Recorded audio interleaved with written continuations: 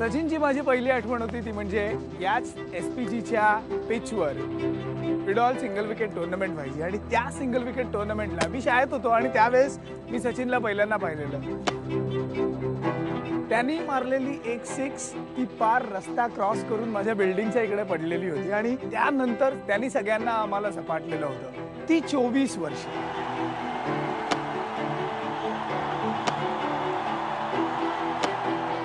करोडो भारतीयांना दिलेला आनंद आणि करोडो भारतीयांचं मिळवलेलं प्रेम ही पुंजी आहे सचिन रमेश तेंडुलकरची. हा एक प्रवास आहे आणि हा प्रवास जो आहे ना तो शोधण्याचा आजचा माझा प्रयत्न.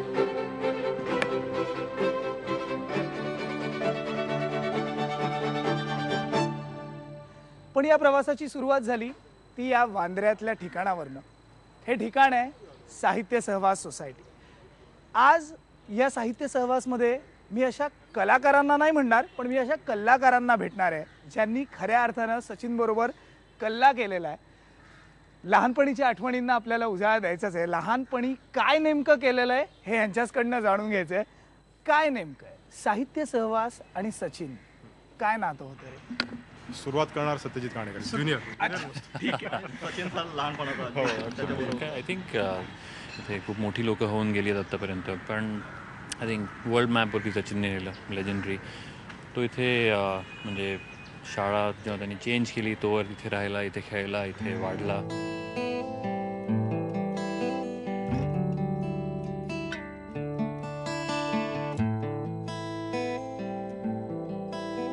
माझ्याकडे बेसिकली आम्ही इथेच शिकलो. आचेकर सरां या पॅचवर इथे तेव्हा हे लिफ्ट नसायची, लिफ्टची जागा नसायची. इथे आम्ही बॅटिंग करायचो आणि इथे हा चौकोन होता. तर त्या चौकोनाच्या बाहेर बॉल पडला की आउट असा रूल होता. अच्छा. त्यामुळे आम्ही इकडनं जोर जोरात बॉलिंग करायचो. त्यामुळे वेफर एकदम डिफेन्स यूज टू बी एकदम टाईट, वॉटर टाईट डिफेन्स असायचा. चान्सच नव्हता. म्हणजे तो आचरेकर सरांकडे जायच्या आधी माझ्यामध्ये इकडे तो बेसिक डिफेन्स शिकला. तू खूप मोठं काहीतरी बोल. ॲब्सोल्युटली. सत्यजित झाला, त्याच्या बरोबरीचा विवेक पालकर झाला. इथे खाली उतरल्यानंतर विवेक पालकर इथे राहतो आणि सचू तिथे राहायचा. हे दोघंही खाली उतरायचे. हा हातामध्ये बॉल आणि बॅट घेऊन खाली उतरायचा. आणि आम्ही जेव्हा आमच्या शाळा कॉलेजात आटपून यायचो तेव्हा एक मुलगा तिकडे बॅटिंग करायचा आणि एक मुलगा इकडून पिचिंग करतोय. आणि कॉलनीमध्ये तेव्हा मला वाटतं विवेक क्रेज होतं ना पिचिंग आणि लोक चिडवायचे, काय पिचिंग चालू झालं तुमचं. तर इथून ते चालू झालं आणि विवेक जे म्हणतोय आय कॅन डिफेंड, की सचिनचा डिफेन्स हा इथे झाला. आणि चौकोनाच्या बाहेर टप्पा पडला तर आऊट का माहितीये का? विशेषताचं की दोघंच असल्यामुळे बाहेर मारला तर जायला आळशी, म्हणजे बॉल आणणार कोण? फिल्डर्स नाही. त्यामुळे ते इनडायरेक्टली चौकोनाच्या बाहेर टप्पा पडला तर आऊट. मला तू दाखव हा चौकोन काय होता, म्हणजे आम्हाला पण कळू दे की नेमका हा सचिन कुठे खेळला. इथे आम्ही बॅटिंग करतो, तिथे लिफ्ट तिथे आम्ही बॅटिंग करतो आणि तिकडनं बॉलिंग करायचो. आणि इथे ह्याच्या बाहेर पडला की आऊट. म्हणजे आम्ही एक चांगल्या 50 लाईनच्या बाहेर पडला की आऊट, गेला की आऊट, फुलटॉस गेला की आऊट. मग फिल्डिंग कशी लागायची? आणि आम्ही ग्राउंड स्ट्रोक्स ना सचिव नंतर सगळे आले खेळायला की आम्ही पण खेळतो. पण ऑलरेडी हा सचू बंद्या बॅटिंगला असायचा, हा पिचिंगला असायचा आणि आम्ही सगळे असे ते टोनी ग्रेग जसा असायचा ना वानखेडेवर.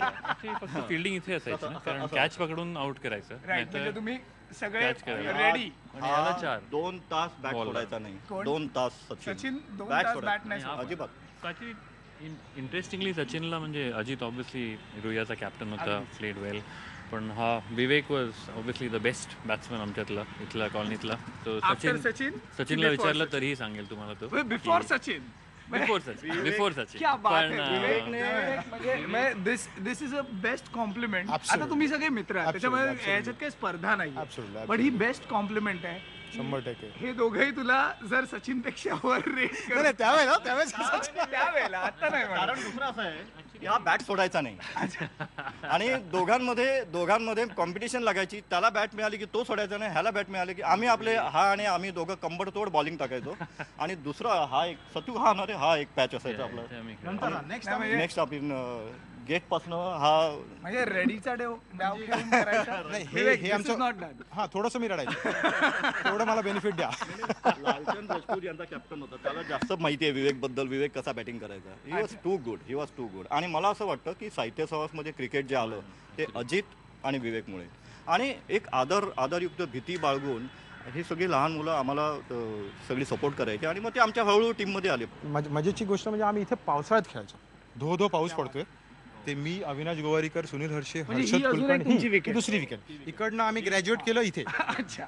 हे ओव्हरआर्म मी ओव्हरआर्म 22 यार्ड, पण आम्ही 15 यार्डवरनं बॉलिंग करायचो.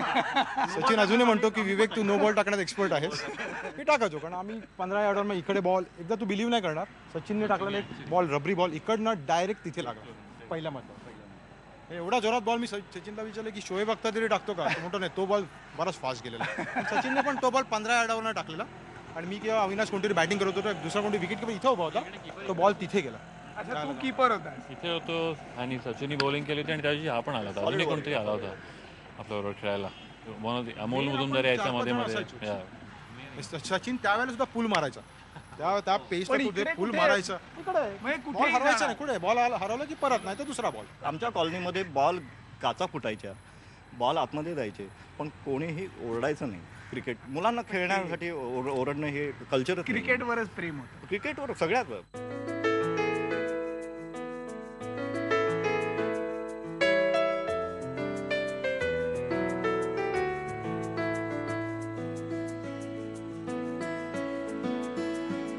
सत्यजित, जसं आता आपण म्हणतो, तू लहानपणीचा त्याचा एकदम असा खास यार असा, सुरुवातीपासून तुम्ही एकत्र, काय आहेत रे त्या आठवणी? आय थिंक सच्चूच्या आठवणी युजल लहान असताना, म्हणजे एक तर लांब केस, 6 वर्ष त्यांनी केस कापले नव्हते, सो त्याला सगळे बसमधनं आम्ही येतात आता. काय म्हणायचं? गोंडस नाही, बसमध्ये सगळे शिर्डीवाला साईबाबा सगळे गायचं. सो त्याला गायचे, आला की उतरला की नॉर्मली बसमध्ये गात असायचे, कारण 6 वर्ष इतके लांब केस झाले होते आणि त्याला ब्राऊन टिंज होती, कर्ली हेअर, सो दिसायला फिनॉमिनल, पण ॲक्च्युली साईबाबांसारखं म्हणजे होल रूप असायचं. आणि बाकी आठवणी म्हणजे लंच, डिनर. किती वेळ असायचं? ॲक्च्युली खालीच असायचो, तो त्यामुळे नाही, म्हणजे घरी नाही, ॲक्च्युली नाही, सगळं खाली. आणि पावसाळ्यात गटारांमध्ये खेळायचो आणि ते काहीतरी बोटी सोडायचो मी, लाकडाच्या कट करून त्या एंडला सोडायचं आणि या एंडला पिकअप करायचं. आणि आय थिंक जस्ट खाली ॲक्च्युली म्हणजे सचिन ॲक्च्युली दूध, म्हणजे मला ॲटलीस्ट ओरडा बसायचा म्हणून मी घरी तरी जायचो, ह्याचं कोणी नसायचं.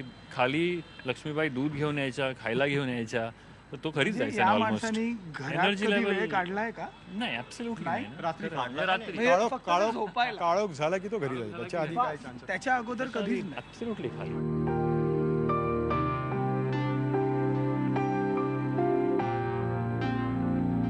छोट्या छोट्या गोष्टी आहेत. म्हणजे मी एकदा मॅच बघायला गेलो होतो आम्ही वानखेडेला आणि त्याला असंच SMS केलं की ग्लेअर्स घातलेस ते सॉलिड आहेत, टोकली आहेत का कुठचे आहेत, तर ॲब्सोल्यूट इमिजिएट रिस्पॉन्स येतो after games end of day की हे नवीन रुडीज प्रोजेक्ट आहेत, ओकलीज नाही आहेत. आणि दुसऱ्या दिवशी सकाळी मला फोन आला आणि अजितने विचारलं कुठे आहेस, मी दिल्लीत होतो, तर रात्री आणि नेक्स्ट डे मी दुबईला जाणार होतो. तर विदिन दॅट 1 hour त्यांनी एन्श्योर केलं की ते ग्लेअर्स माझ्या घरी पोचतात, म्हणजे माझ्याकडे. मी रात्री 11:30 आलो तेव्हा अजित खाली बसला होता आणि मेड शुअर की ते गेट इट इन हँड. आणि कारण मी गेलो असतो आणि मी शोधले असते आणि विकत घेतले असते, तर त्याला टेन्शन होतं की मी त्याच्या आत जायच्या आधी माझ्यापर्यंत पोचले पण हे पाहिजे. रिलेशन आहे, हे प्रेम आहे, हे रिलेशन पण नाही, मी याला रिलेशन पण नाही म्हणणार, हे प्रेम आहे.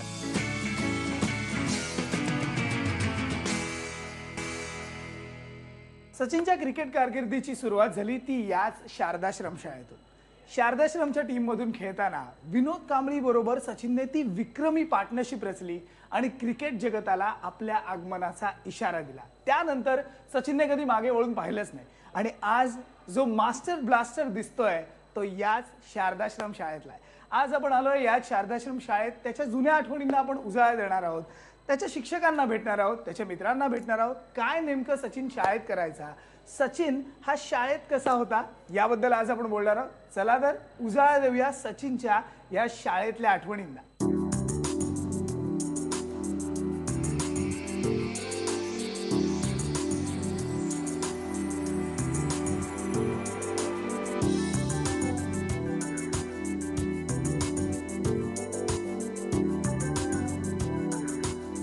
नमस्कार मॅडम. नमस्कार.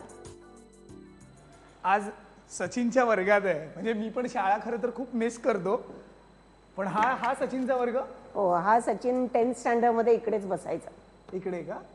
इकडे कुठे? Last bench. अच्छा, तो म्हणजे सचिनही लास्ट बेंचर होता. तर आपल्याबरोबर आहेत रागिणी देसाई मॅडम, ज्या सचिनच्या पीटीच्या टीचर होत्या. त्या ज्या शाळेतल्या आठवणी आहेत ना, त्यांना आपल्याला उजाळा द्यायचा आहे. काय होते ते दिवस? कमालीचे होते. कमालीचे म्हणून मी या शाळेत जॉईन झाले 87 मध्ये आणि मला तेव्हा सांगितलं गेलं की तुम्हाला मुलांबरोबर क्रिकेटसाठी ग्राउंडवर जावं लागेल. म्हणलं ठीक आहे, लहान मुलं आता चिंटरी पंढरी काय खेळणार, 1-2 मॅच खेळले की झाले बाहेर.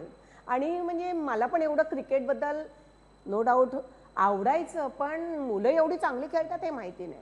मी जूनमध्ये वर्गात आली, सगळ्या मुलांसारखा सचिन, काही वेगळा नाही, जरासा गोरा कुळले केस आणि असाच शेवटी बसायचं आणि अबोल, म्हणजे असं कमी बोलायचं.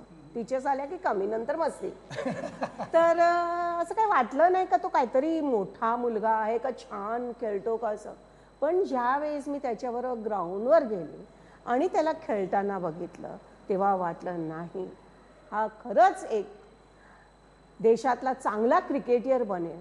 पण एवढं माहिती नव्हतं का एवढा मोठा, का त्याने एवढे सारे रेकॉर्ड्स केले आणि आज जग प्रसिद्ध झालंय. आपल्याला एक वाटतं ना की नाही, ह्या मुलात काहीतरी स्पार्क आहे. पण हे मग तुम्ही कोणाशी शेअर केलेलं? तुम्हाला माहिती नसेल, तो टेंटच्या बाहेर उन्हात बसायचा आणि तो सेकंड डाऊन जायचा. फर्स्ट डाऊन कांबळी जायचा, ओपनर 2 असायचे, फर्स्ट डाऊन कांबळी आणि सेकंड सचिन जायचा. पण मॅच चालू झाली तेव्हापासून ते पॅड ग्लव्ज सगळं बॅट बीट घेऊन टँकच्या बाहेर. मग तो 10चा ऊन असो का 12चा असो का 3चा असो, त्याला काही फरक पडत नाही. आणि बॉल टू बॉल तिकडनं ते बघणं म्हणजे त्याचं एवढं मायनर लक्ष असायचं. पण वर्गात मग असं असायचं? वर्गात धमाल असायची? वर्गात टीचर आले की शांत आणि मस्ती असायची. मुलांमध्ये चालायचं, पण एवढी पण नाही जी एक्स्ट्रीम ज्यांना म्हणू. हॅपी गो लकी मॅन म्हणजे ठीक आहे आपण मस्ती करा, पण त्याच्याच बदले जर कांबळी सांगितलं तर he is really happy go lucky man. Teacher आहेत काय आणि नाहीत काय सगळं चालतं. विनोद असा होता, या दोघांची खूप गट्टी जमायची शाळेत आणि मग मजा करायचे, दोघं मिळून धिंगाणा घालायचे. स्पेशली सांगितलं तर त्याला आम्ही ब्लॅक अँड व्हाईट मुलं म्हणायचे. म्हणजे त्यांच्याबरोबर मीही ग्राउंडवर गेले थोडी मस्ती करायला, असं ब्लॅक अँड व्हाईट, एक ऑस्ट्रेलिया आणि एक वेस्ट इंडिज असं पण आम्ही म्हणायचो. तुम्ही अशा सचिन रमेश तेंडुलकरला पाहिलंय जेव्हा त्याचं नाव नव्हतं. तुम्ही अशा सचिन रमेश तेंडुलकरला घडताना पाहिलंय जेव्हा तो त्याच्या ऐन उमेदीच्या काळात होता आणि आज तो मास्टर ब्लास्टर आहे. म्हणजे आज त्याला आपण जी काही विशेषणं देऊ ती सगळी कमी आहेत. तुम्हाला खूप खूप खूप अभिमान वाटतो की हा माझा शिष्य? आणि अभिमान तर मला पुष्कळ आहे. तो माझ्या शिष्यापेक्षा पण मी त्याची टीचर आहे त्याचा अभिमान जास्त आहे, कारण का तो कुठे आणि मी कुठे नाही. आणि आम्ही शिकवल्यापेक्षा पण मी सांगेन त्याच्याकडे गॉड गिफ्ट होती, जे आचरेकर सरांनी त्याला ते ओळखलं आणि त्याला आज एवढं वरती आणलं. तुम्हाला एक छोटंसं इन्सिडन्स जर सांगितलं का, जो 664चा वर्ल्ड रेकॉर्ड झालेला त्यावेळेस आचरेकर सरांनी सांगितलेलं का तुम्ही डिक्लेअर करा.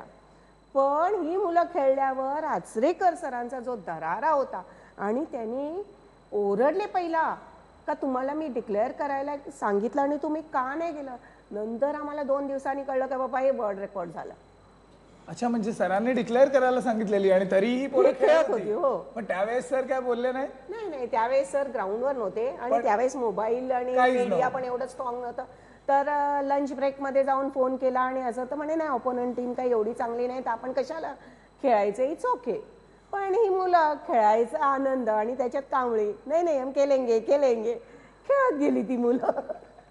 पण एक अशी तुमची आठवण जर तुम्हाला विचारली जी तुम्ही सदैव लक्षात राहील तुमच्या, कारण का अशी आपली एक चेरिस्ड मेमरी असते जी आपण सतत स्वतः जवळ ठेवतो. हा वर्ल्ड रेकॉर्डचं तर मला लक्षात राहीलच. त्याच्यापेक्षा पण एक बांद्राची शाळा होती आणि आम्ही क्रॉस मैदानवर खेळत होतो. जर क्रॉस मैदानचं ग्राउंड बघितलं तर असं स्ट्रेट आहे, तर मुलगा जर चांगला खेळत असेल आणि जरा बॅट उचलली का ती 6 मध्ये जर बॉल टाकला तर तो रस्त्यावर जाईल किंवा या बाजूला SNDTच्या इकडे येणार. सचिन एवढा छान खेळत होता की विचारू नका. 46 रन्समध्ये त्याने 46 बॉल्समध्ये 96 रन्स केलेले त्याने. सचिनच्या आठवणी ज्या असतात ना त्या आपण नेहमी अशा तुम्ही उराशी बाळगून असाल. तुम्हाला जेव्हा सगळे विचारतात, आज मीही आलोय आणि आज मी तुमच्याशी बोलतोय, तुम्हाला इतके वर्षात तुमचे घरचे किंवा तुमच्या जवळची माणसं काय म्हणतात हो? की तू एवढ्या सचिनची जवळची किंवा तू इतका सचिनला छान ओळखते, काय काय म्हणत असतील? मी गावाला जाते तर सगळे पहिलं म्हणतात ही आहे ना सचिनची टीचर, सचिनला ह्यांनी शिकवलं. मी म्हणलं नाही रे बाबा, ते क्रिकेट इन्चार्ज मी फक्त क्रिकेट इन्चार्ज कोच होते ते एकदम वेगळे. पण नाही, तू घेऊन जायची लहान असताना हात पकडून असं तसं. फार अभिमान वाटतो का लाईफमध्ये काहीतरी मिळवलं तर एक सचिनची टीचर आहे त्याचा अभिमान बाळगते मी. सचिनला जर तुम्हाला काही सांगायचं असेल तर तुम्ही काय सांगाल? कारण आता तो रिटायर होतोय. मला असं वाटतं या जी लास्ट मॅच आहे सेंचुरी तर नक्की मारणार, मला विश्वास आहे. आणि नंतर तो ज्या क्षेत्रात गेलाय तिकडे तो मास्टरच झालाय. तो कुठल्याही क्षेत्रात जाईल, त्याला कुठेही जर पॉलिटिक्समध्ये जायचं असेल तर किंवा कोचिंग करायचं तो कुठेही जाईल तर तो मास्टर राहणारच, त्याच्यात कुठलाही भेद नाही. तुम्ही त्याची वही जपलेली आहे, तुम्ही स्वतः बनवली आहे ती वही? हो, ही मी स्वतः बनवली आहे. काय आठवणी आहेत सगळ्या? हा तुमचा फोटो आहे? हो. हा कधीचा आहे? वर्ल्ड रेकॉर्ड झाल्यानंतर आम्ही वानखेडेवर होतो त्यावेळेस मी असंच सचिनला आणि सांगितलं कदाचित तू मोठा आला तर तुझा फोटो मी माझ्याकडे ठेवीन म्हणून. तो खेळताना तुम्ही बघता प्रत्येक मॅच, प्रत्येक इनिंग? शक्यतो बघते, पण जरा आऊट झाल्यावर जरा वाईट वाटतं. मी सांगतो 90% भारतीयांचं असं असतं की हे माझंही व्हायचं, सचिन आऊट झाला ना मॅच मधला इंटरेस्ट गेला. असं होतं तुमचं पण? नाही हो, असं भरपूरदा असं झालं पण आहे. हे काय या कसल्या हे आहेत? हे त्यावेळेस 87, 88च्या हॅरिस शिल्ड आणि गाईल शिल्ड जे खेळल्या गेलेल्या त्याचे कटिंग्स आणि किती स्कोर केलेला, काय केलेलं हे तुम्ही तुमच्या हो, अक्षरात हो, लिहिलंय? माझ्या अक्षरात आहे. आणि पहिली बॅटिंग कोणाची, मग दुसरी बॅटिंग कोणाची, कोणी किती लीड दिला, सचिनचा स्कोर काय? अच्छा, सचिन तेंडुलकर 125, विनोद कांबळे 79 आणि संतोष जाधव 52 नॉट आउट. इतकं सगळं तुम्ही नीट लिहून ठेवायचं? कांबळेंनी 5 विकेट पण घेतल्या या मॅचला. हे असे हा स्कोर लिहिणं आणि हा स्कोर आत्ता बघणं यात काय फरक वाटतं? आनंद भरपूर होतं आणि कुठेतरी दुःख होतं का आज माझी मुलं एवढी चांगली खेळत नाही. ही एक अत्यंत महत्त्वाची मॅच आहे. स्कोर आपण बघूया. विनोद कांबळी 349, सचिन तेंडुलकर 329 आणि विनोद कांबळी 6 विकेट 37 रन्सवर. या मॅच नंतर जगाला कळलेलं होतं की हा सचिन रमेश तेंडुलकरची एक जी ग्रँड एंट्री आहे ती झालेली आहे.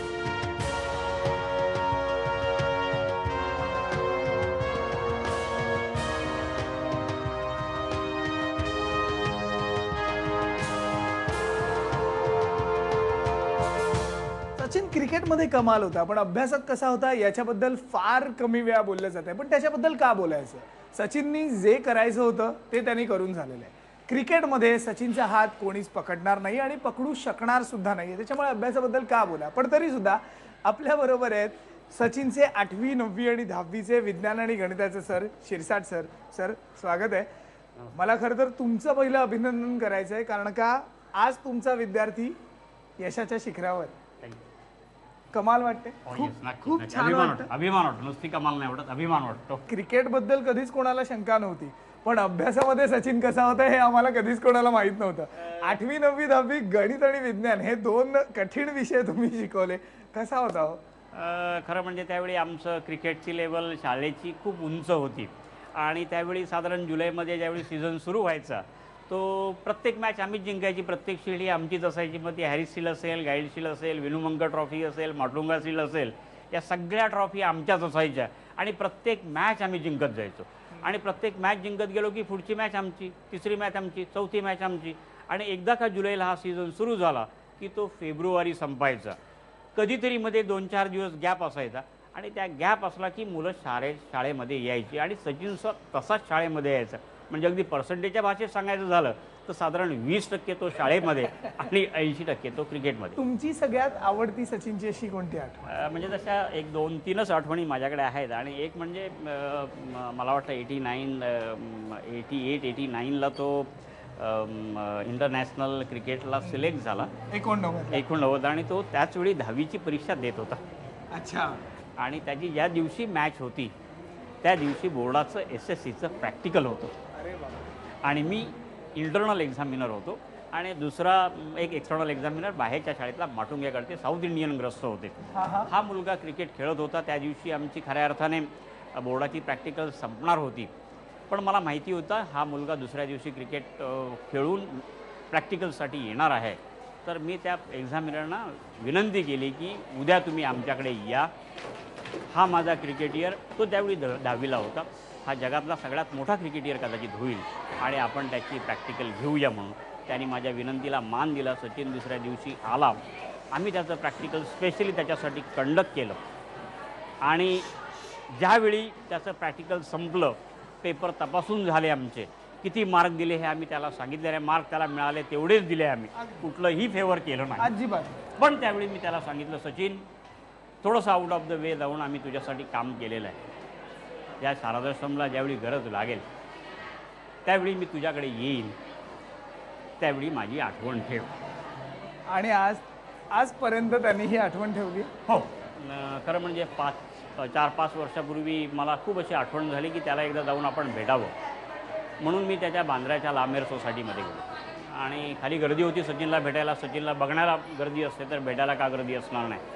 तर सचिनला खूप भेटायला गर्दी होती आणि मी त्या गर्दीमध्ये एक माणूस होतो की सर्वसामान्य होतो. त्यांचे PA जोशी होते. त्यांना सांगितलं मी शारदाश्रममधून आलो आहे आणि सचिनला मला भेटायचं आहे. ते म्हणाले 15 मिनटं थांबायला लागेल. 15 मिनटं झाली, 20 मिनटं झाली. मी गणिताचा शिक्षक त्यामुळे माझं घड्याळाकडे लक्ष होतं. 20 मिनटं होऊन गेली तरी ते काय भेटण्याचं नाव घेईनात. मग मी विचारलं बुवा काय आज सचिनला भेटायला मिळणार आहे की काय. तर ते म्हणाले साहेब आज खूप बिझी आहेत त्यामुळे साहेबांना आज भेटता येणार नाही. मग मला थोडासा राग आला आणि मी थोडासा रागाच्याच भरात बोललो, जाऊन सचिनला सांगा शिरसाट सर आले आहेत, त्याला भेटायचं आहे किंवा नाही, नसेल तर मी असाच चाललो, थांबणार नाही. आणि मग आजूबाजूचे लोक थोडेसे चकित झाले की सचिनला भेटायला आलेला माणूस एवढा रागाने आणि फाटका दिसणारा माणूस एवढा रागाने का बोलतोय. पण नशीब माझं त्या PAने जाऊन माझे शब्द सचिनला सांगितले आणि मग सचिन 4-5 वर्षाच्या मुलगा जसा आईवडिलांना भेटायला येतो, खरं म्हणजे खूप वर्षाचा काळ होता. शिरसाट हे नाव त्याच्या लक्षात राहिलं हे सुद्धा माझ्यासाठी खूप होतं. आणि तो लहान मुलासारखा पळत माझ्याकडे आला. माझ्याबरोबर आमचे सिनियर क्लार्क वारणकर होते आणि त्याने 15 ते 20 मिनटं आमच्याशी गप्पा मारली. आणि मग तू शाळेत कधी येणार, काय येणार या संदर्भात सगळ्या गप्पा झाल्या. आणि त्याची एक सवय होती, बोलताना तो नेहमीच एकदा तुमच्या डोळ्याकडे बघायचा आणि नंतर तो खाली बघतो. आणि नेमकं त्या दिवशी सुद्धा तसंच त्याने केलं. त्यावेळी खरं म्हणजे माझी छाती भरून आली आणि मग त्या दिवशी मला कळलं सचिन एवढा मोठा का. Thank you very much sir, thank you very much. सचिनच्या करिअरची सुरुवात झाली ती याच शारदाश्रम शाळेतून. पण सचिनचं करिअर घडलं. सचिन घडला तो म्हणजे क्रिकेटची पंढरी असलेल्या शिवाजी पार्कवर. शिवाजी पार्कातल्या गवताचं प्रत्येक पातन पातना सचिनची कामगिरी, सचिनचा हा जो इतिहास आहे तो अक्षरशः अभिमानाने सांगेल. आज हाच इतिहास आपण जाणून घेणार आहोत, त्याच आठवणींना एक उजाळा देणार आहोत. त्यामुळे यानंतर आपण जाऊयात शिवाजी पार्क.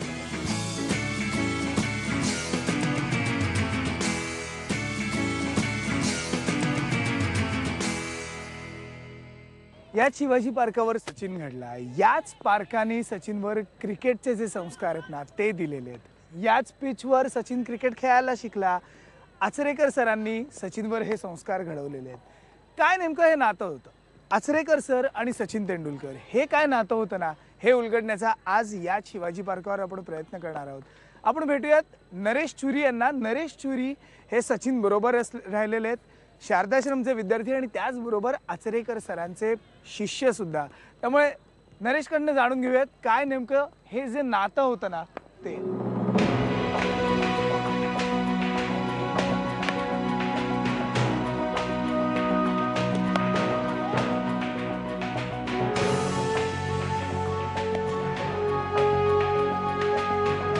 सुट्टीमध्ये एप्रिल मेची जी सुट्टी असायची ना त्याच्यामध्ये सर त्याला मॅचेस कशा खेळवायच्या माहिती आहे. सकाळी प्रॅक्टिस करायची त्यांनी, शिवाजी पार्कला प्रॅक्टिस करणार, परत मॅच खेळायला आझाद क्रॉसला जायचं आणि मग परत शिवाजी पार्कला किंवा आझाद मैदानला परत प्रॅक्टिस करायची.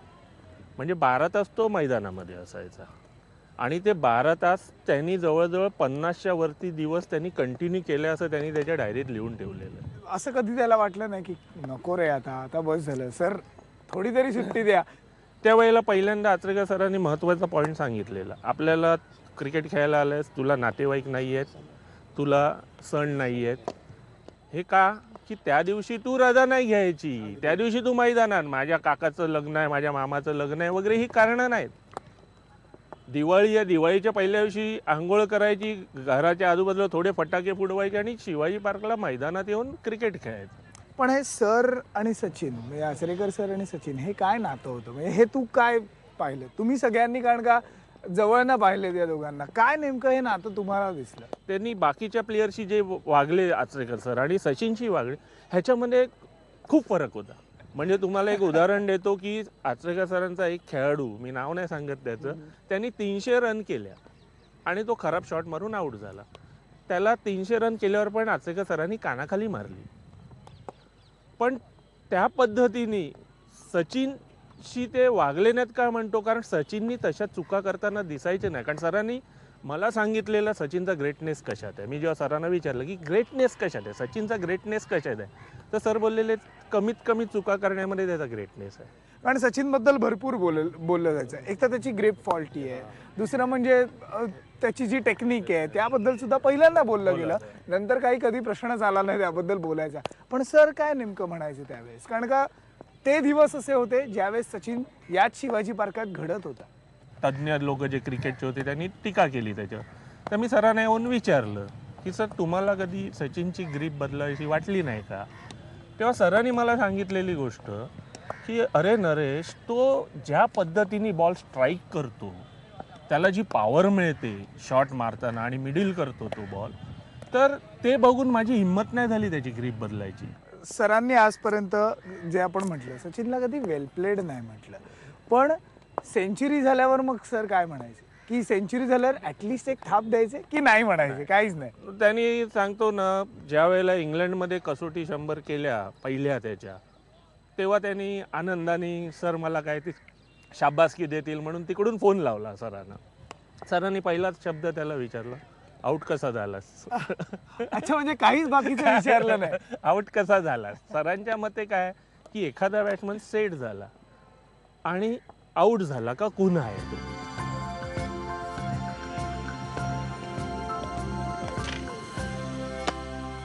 शिवाजी पार्क म्हटलं ना की जुन्या आठवणींना एक उजाळा मिळतो. म्हणजे सचिननी केलेलं इकडे प्रॅक्टिस सेशन असेल किंवा त्याच्या कमालीच्या इनिंग्ज असतील, सचिनचे गुरु असतील किंवा सचिनचे अगदी जिगरी यार ज्यांना आपण म्हणतो ना ते असतील, पण सचिनला फार कमी लोक इतकी जवळनं ओळखतात. त्याच्याबरोबर त्यांनी इतका काळ घालवलेला आहे. म्हणजे शारदाश्रम शाळा असेल, आचरेकर सरांचं नेट्स असेल, मुंबईची टीम असेल किंवा टीम इंडिया असेल, या चारही त्याच्या महत्त्वाच्या टप्प्यात त्याच्याबरोबर राहिलेला एक माणूस आहे ज्याला आज आपण भेटणार आहोत. माझ्या मते तो सगळ्यात लकी माणूस आहे ज्यांनी सगळ्या टप्प्यांवर सचिन रमेश तेंडुलकरला पाहिलेलं आहे. यानंतर आपण भेटूयात प्रवीण आमरेला.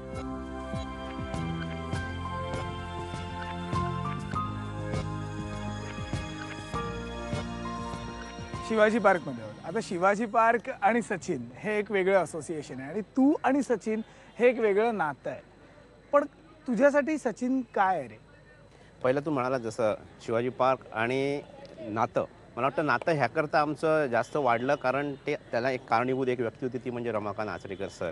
कारण का तो ह्या शिवाजी पार्कात आचरेकर सरांकडे आला, सरांच्या नेटवर आम्ही पहिल्यांदा भेटलो आणि तो एक कॉमन दुवा राहिला. कारण सरांसाठी असलेला आदर मला आणि सचिनला आणि तमाम सरांच्या सगळ्या स्टुडंटला तो सारखाच आहे. कारण सचिनला घडवताना त्यांनी कधीही असं लक्ष नाही झालं की त्यांनी फक्त सचिनवर लक्ष ठेवलं, त्यांनी सगळ्यांची काळजी घेतली. हा मला वाटतं सरांचा मूळ ग्रेटनेस आहे. एक तर शाळेतली दोस्ती, मग इकडची ही दोस्ती. काय होतं ते दिवस? काय मॅजिकल डेज होते, वेगळे दिवस होते? आज तू विनायक आता उभ्यात, आज जितकीच मुलं तुला प्रॅक्टिस करताना दिसत आहेत तसंच एक नेट होतं त्यावेळेला सुद्धा. कारण त्यावेळेला आमची नावं नव्हती, त्यावेळेलाही सचिन तिथे प्रॅक्टिस करत होता, तेव्हा कुठला मीडियाला माहिती नव्हतं. कसं हे एक पब्लिक पार्क आहे, इथे इन्फ्रास्ट्रक्चर नसताना तुम्हाला परफॉर्मर म्हणून एक यशस्वी होऊन क्रिकेटर म्हणून व्हायचं आहे. ते ह्या वयात त्याला ह्या मातीत शिकला आणि त्याच्याकडचे माझ्या आठवणी म्हणजे मला एवढं वाटतं की त्यांनी जेवढा वेळ प्रॅक्टिससाठी दिला तिकडे आत्ताही प्रॅक्टिस करतात त्या मुलांनी कोणी दिला नसेल. कारण की तो त्याचं प्रॅक्टिस शेड्यूल असायचं, सकाळी लवकर यायचा, तो 7 ते 9 करायचा, शाळा असायची, त्यानंतर त्याची परत सर त्याला मॅचेस खेळवायचे, त्यानंतर पुन्हा नेट असायचं आणि त्याच्यात एवढी एनर्जी असायची की संध्याकाळी इकडे पूर्वी कॅन्टीन होतं शिवाण्णाचं, त्या कॅन्टीनच्या जवळ येऊन त्याच्या वयोगटातल्या मुलांबरोबर त्याचा अक्षरशः टाइमपास चालायचा तिथे. मग संध्याकाळचे 7:30-8 वाजेपर्यंत त्यांचं मग क्रिकेटवर डिस्कस असो, एकमेकात जे बालपण मला वाटतं त्यांनी जे एन्जॉय केलं असेल ते ह्या वास्तूमध्ये त्यांनी भरपूर एन्जॉय केलं. त्यानंतर मला आठवतं म्हणजे की तो खेळताना सुरुवात झाली रणजी ट्रॉफी होती, पण त्यानंतर त्याला टेबल टेनिस खेळत असतो तेव्हा पण जिमखान्यात येऊन आपल्या या जिमखान्यात खेळलेला आहे तो. शाळा, मग शिवाजी पार्क व त्यानंतर मुंबई आणि मग टीम इंडिया. टीम इंडियात तो पहिला गेला, नंतर तू गेलास. पण जेव्हा तू टीम इंडियात सिलेक्शन झालं, काय त्याची रिॲक्शन होती? कारण का तुम्ही सगळे इतक्या वर्षाचे तुम्ही मित्र, इतक्या वर्षाचं हे असोसिएशन होतं आणि त्यानंतर मग तुम्ही आता एकत्र होतात, देशासाठी खेळायला एकत्र होतात. खरं विनायक, मला वाटतं तो एक योगायोगच असेल, कारण की मी 4 वर्षानंतर टीम इंडियात आलो. आणि योगायोग असा का म्हणतोय तर माझी जी पहिली मॅच असते कुठल्याही खेळाडूला, त्याची पहिली मॅच इंटरनॅशनल ही नक्कीच कधीच विसरू शकत नाही. आणि ती सुद्धा माझी ईडन गार्डनला होती, जिथे 1 लाख प्रेक्षक नुसत्या बसणारे नसतात, ते कलकत्त्याचे ओरडणारे असतात. आणि तसे प्रेक्षकांच्या जेव्हा आपण 60ला 4 होतो आणि जेव्हा मी विकेटवर गेलो, खरंच म्हणजे पहिला सामना म्हटला तर मग तुम्ही ते कितीही मॅचवर असलात, थोड्या नौज असतात, दडपण असतं, आणि माझ्यासमोर सचिन तेंडुलकर होता. क्या बात है. मला वाटतं तो एक योगायोग होता की आम्ही शिवाजी पार्कातले की खूप इमोशनल होती. अरे आपण सरांचे दोघं एकत्रच आपण आलो. संघाची परिस्थिती कठीण आहे, 60ला 4 धावसंख्या आहेत, Allen Donald one of the best spell टाकतोय आणि आम्हाला जाऊन यायचं आहे. पहिलं वाक्य गेलं त्यांनी, प्रेझेंटमध्ये राहा, आपल्याला हा स्पेल खेळून काढायचा आहे ॲलन डोनाल्डचा. आणि आम्ही तो अक्षरशः खेळून काढला. अंगावर काटे येतात, कारण का हे जे तू सांगतोयस ना, हे खूप अविस्मरणीय. आणि आम्ही मॅच विनिंग पार्टनरशिप केली. 65ची सचिनने अर्धशतक झळकवलं, मी अर्धशतक झळकवलं. तो एक मेमोरेबल असतो की तुम्ही इंडियासाठी खेळायला जातात, पण जेव्हा तुमचा परफॉर्मन्स विजयामध्ये जातो, तुमचं हातभार लागतो, तो एक अजून मेमोरेबल बघतो. माझ्यासाठी तो अजून मेमोरेबल ह्याकरता झाला की माझ्या पहिल्या ह्याच्यात सचिन तेंडुलकरची पार्टनरशिप होती आणि आम्ही तो सामना जिंकलो. आणि या आठवणी तुझ्याकडनं कोणी हिरावून सुद्धा घेऊ शकत नाही. पण एक अशी आठवण जी तू कायम सतत मनात तुझ्या राहील शेवटपर्यंत. ही गोष्ट 30 वर्षापूर्वीची होती. जेव्हा त्यावेळेला पहिल्यांदाच मी जेव्हा नैरोबीला खेळायला गेलो होतो, तिथून मी त्याला पहिल्यांदा, कारण तो काळ असा होता की इकडे इम्पोर्टेड शूज मिळायचेच नाही, आणि तिकडनं स्पेशली बॅटिंग घेत त्याला ते आवडले होते. आणि त्याला मी एवढंच म्हणतो, तू 100 रन घेत. दुसऱ्या बॅच त्यांनी 100 केल्या आणि ते मिळाले. बेट होती का? हो, सांगण्याचा मुद्दा हा आहे की त्यांनी 10 वर्षानंतर जेव्हा ॲडिडासचं जेव्हा त्यांना विचारलं त्याला की तू पहिलं ॲडिडासचं प्रोडक्ट कधी वापर, त्यांनी सगळ्या मीडियाच्या समोर सांगितलं की प्रवीण अमरेंनी मला पहिले शूज दिले. आणि हे म्हणून ही गोष्ट ही लोकांना समजली, कारण ही मी नसतो कधी बोललो, आणि ह्या आमच्या काही असतात गोष्टी, पण त्याच्यात त्याला मोठेपण मला तेच का आवडलं की त्यांनी तिची जाणीव ठेवली.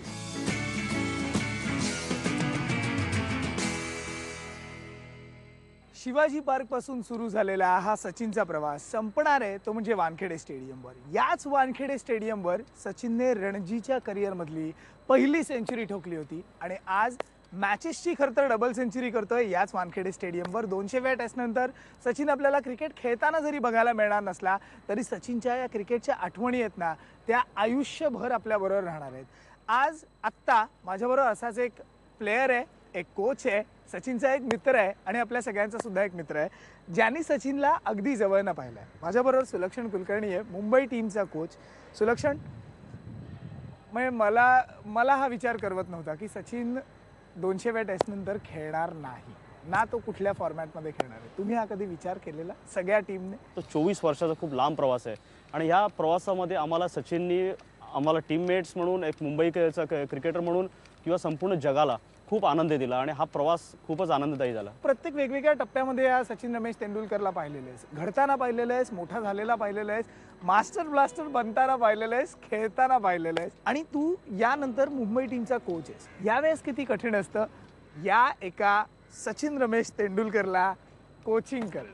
सचिनला पर्सनली काय मला कोचिंग करायची नाही, कारण एवढा मोठा प्लेअर आहे. इनफॅक्ट तो अनेक लोकांना कोचिंग करत असतो, तो सांगत असतो. सचिनला कसं कम्फर्टेबल ठेवणं किंवा सचिनला प्रॅक्टिस करताना काय काय गोष्टी लागणं, बॉलर्स कसे हे करणं, त्याला अवेलेबल कसे करून देणं, किंवा सचिन मूडमध्ये कसा ठेवणं, ते कसं ठेवतोस? पण बिंग अ प्लेअर तिथे मला ॲज अ मित्र म्हणून की ॲज अ प्लेअर म्हणून खेळण्याचा मला खूप मोठा फायदा होतो, कारण आम्ही दोघं खेळलो होतो. त्यामुळे सचिनला काय आवडतं, काय नाही आवडत, कुठली गोष्ट कधी हे करावी, कधी तो कॉन्सन्ट्रेट करत असतो, कधी गेममध्ये फोकस असतो, कधी नाही आहे, हे सगळ्या मूड बघून आम्ही त्यावेळेला हे करतो, त्या गोष्टी हँडल करतो. आणि ही गोष्ट मला सचिनची खूप आवडते.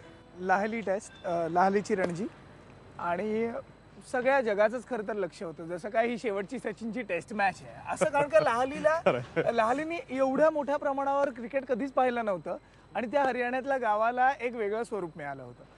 पण ही लाहलीची रणजी आपण जिंकलो. खरंच कठीण होती, कारण का आम्हाला सुद्धा वाटत होतं काय होईल, कारण का जर निसटली मॅच तर मास्टरची शेवटची मॅच आहे आणि निसटली तर काय आपलं काय खरं नाही. पण ते झालं नाही. पण जेव्हा ती मॅच झाली, ती मॅच संपली, मॅच संपून तो जेव्हा आला असेल किंवा ती शेवटची रणजी होती, काय नेमकं तुमचं बोलणं सगळ्यांचं झालं? विनायक, हे संपायच्या आधी मी तुला एक दोन गोष्टी सांगतो. लाहलीला ती जी मॅच होती, आम्हाला माहीत नव्हतं प्लेस कशी आहे, कुठे आहे, काय वगैरे. आणि जी सिक्युरिटी होती, सिक्युरिटी इतकी प्रचंड सिक्युरिटी होती. त्या सिक्युरिटीचा एक छोटा किस्सा सांगतो की आम्ही त्या मेन ग्राउंडच्या मागच्या ग्राउंडवर आम्ही प्रॅक्टिस करत होतो आणि तिथे प्रॅक्टिस करताना जेव्हा सचिन आला तर ते सिक्युरिटी, तो क्राऊड आणि तो त्याच्यामध्ये दिसतच नव्हता सचिन कुठे आहे म्हणून. तर मी सचिनला विचारलं, सचिन तू विकेट बघितलीस का? कारण नेक्स्ट डेच्या मॅचसाठी आपल्याला जरा विकेट बघून त्याचा अंदाज घेणं हे होतं. तर विकेट कुठे, विकेट मी कुठे बघितलं विकेट? सिक्युरिटीने आणि या लोकांनी दिलं तर बघायला. तर म्हटलं आपण जाताना बघूया. तर जाताना प्रॅक्टिस संपल्यानंतर आम्ही जायला निघालो. तो स्टेडियमचा जो गेट होता, ते गेटच्या इकडे सचिन गेला आणि त्यानंतर आम्ही गेटच्या बाहेर होतो. म्हणजे इतकी परिस्थिती होती. परंतु अत्यंत म्हणजे म्हणतो ना की एकदम म्हणजे स्पोर्ट्समन स्पिरिटने असणारी सगळी मंडळी होती. इनफॅक्ट एक किस्सा अजून एक झाला की सचिन नॉन स्ट्रायकरने कोणीतरी आपल्या स्ट्रायकरने मारला शॉट आणि तो सचिन जोगिंदर सिंगने बॉल अडवला आणि अडवून तो असा मागे फेकला तर सचिनच्या पाठीला लागला. तर पाठीला तो हळूच लागला. पण तिकडे जेवढा क्राऊड होता, जेवढे प्रेक्षक होते, त्या सगळ्यांनी जणू काय जोगिंदरला धमकीच दिली की बाबा आमच्या देवाला मारू नकोस, काय जास्त हे करू नकोस. तर हा जो एक सीन होता हा खूपच मजेशीर होता. तू म्हणतोयस ड्रेसिंग रूमचं, आम्ही तर पहिलं सगळे टीममेट्स त्याला उचलून खांद्यावरनं घेऊन आलं आणि ती एक ट्रिब्यूट होती त्या लेजंडला. ड्रेसिंग रूममध्ये आल्यानंतर विनायक त्यांनी प्रत्येक प्लेयरला, प्रत्येक सपोर्ट स्टाफला त्यांनी शेक हँड करून त्यांनी थँक्यू म्हटलं, प्रत्येक प्लेयरला. मला वाटतं म्हणजे ॲज अ क्रिकेटर म्हणून की तो थँक्यू होता तो 25 वर्षाचा सहवासाचा. तुला जर सचिनला काही सांगायचं झालं तर तू काय नेमकं सांगशील? काय तू त्याला म्हणशील? कसं आपण थँक्यू म्हणायचं याला? थँक्यू म्हणण्याच्या पलीकडे गेलाय हा. मला डॉन ब्रॅडमनला मी बघितलं नाही गॅरी सोबर्सला बघितलं. सगळे म्हणतात की they are all time greats. पण आपण एवढं निश्चित बोलू शकतो की आपण सचिन तेंडुलकरला बघितलं आणि 50,000 रनचा आपण पूर्ण आनंद लुटला. पुढच्या 50 वर्षासाठी तर आपण सहज बोलू शकतो की आपण सचिन तेंडुलकरला बघितलं.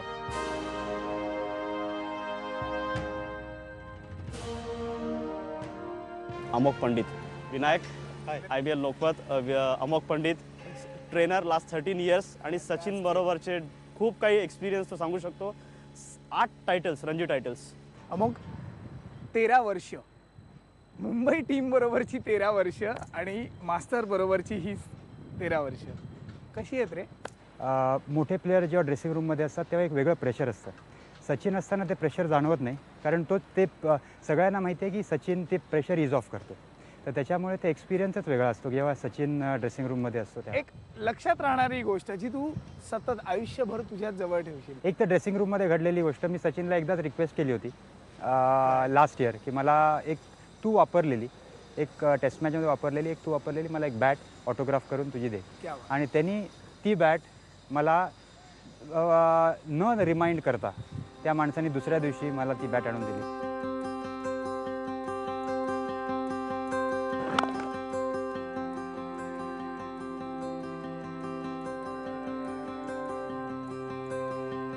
माझे आईवडील नेहमी मला म्हणायचे की जर कधी व्हायचं असेल तर सचिन तेंडुलकर सारखा हो, मोठा झाला तरी अजून जमिनीवर आहे.